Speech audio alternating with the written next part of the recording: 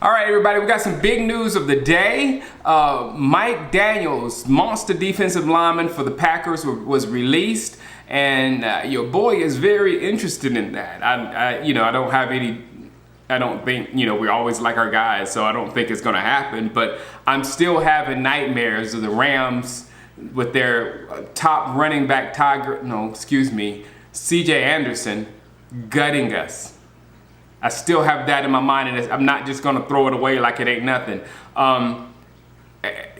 Trysten Hill, I know we addressed the position in the draft, and I was so happy we did that. And I like everything I'm hearing about Trysten Hill. I like his highlights and everything. I still need to see him in action. I'm going to watch him a lot when I get down there. But he's still a rookie, and it's hard to believe a rookie is going to, change things for us that much. And then on top of that, he has some attitude problems that Marinelli thinks that he can coach him out of. So there's still legitimate question marks about Trysten Hill and what he's going to bring to the football team immediately.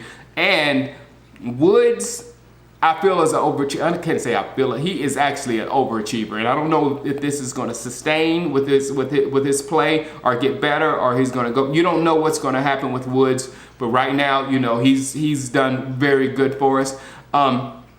Malik is my boy. I love Malik Collins. I love watching Malik practice. Wait till you guys see the footage of, because I'm going to get a lot of footage of Malik. He's going to look like he's a stud out there when he's practicing. I love it. But love him how much I love him, the Rams game still happened. And I was wary about that all season long. I was worried about our run game, because I'm always worried about our run defense. I'm worried about our defensive tackles, because we never invest in that position. And our stats really made us look pretty good. Our stats made us look really good in that area, but stats lie, and in this case, they really did lie. And this one case, this is why I like keeping money on the books in case something like this happens. We could have Zeke, Dak, Cooper, all the offensive line all locked up and still lose, because a team with a running philosophy will run down our throats and keep all those guys on the bench helpless. So, I mean, there's a game element. I know we like to put good players on, and we got the better players than you, but there's a game element to this thing that if you don't have the defense to stop someone that can suck the life out of the clock and beat you at the same time like the Rams did, it could be a problem no matter who you had on offense. So Daniels, if healthy, he might be an immediate plug that could elevate our defense, our run defense from here to here. And especially another reason, I just thought of it, that I've always wanted that defensive tackle, a great defensive tackle, because it makes your linebacker so much better.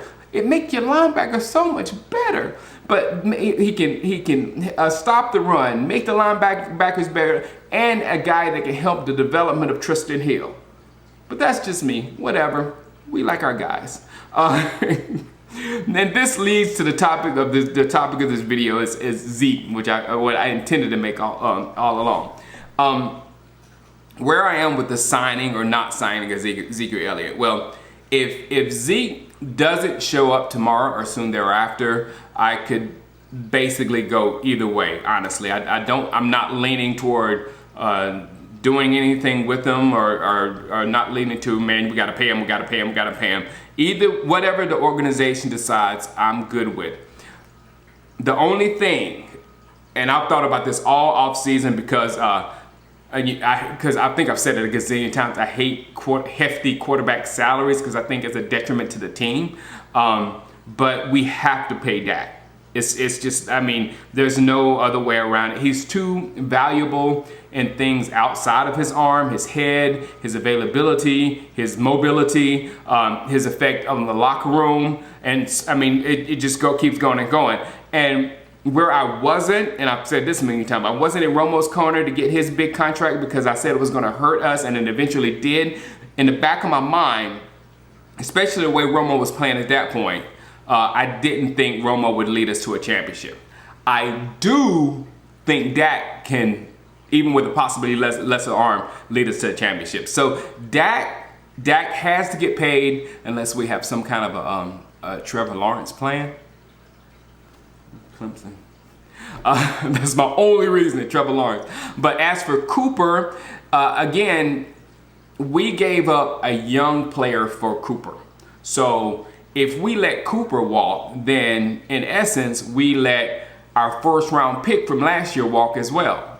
So that doesn't make any sense whatsoever. Even though Zeke is the engine, you know, everybody knows Zeke is what makes this offense work right now. I feel like losing Dak or Cooper will deliver a serious blow to us, because we would have to replace those players at the quality level that they're playing for the offense to stay where it is. So and losing Zeke, I think we can recover a lot quicker. That's just the way I feel. So things are a lot different now than when I yelled, "It's over, it's over, it's over" with Zeke. You remember when we drafted Zeke, I did, because we had Tony Romo, and at that time, I finally thought Tony Romo started playing the way I wanted him to. Very safe, high percentage of completion, riding the wheels off a running back, and he didn't have to play Superman anymore to keep the team afloat.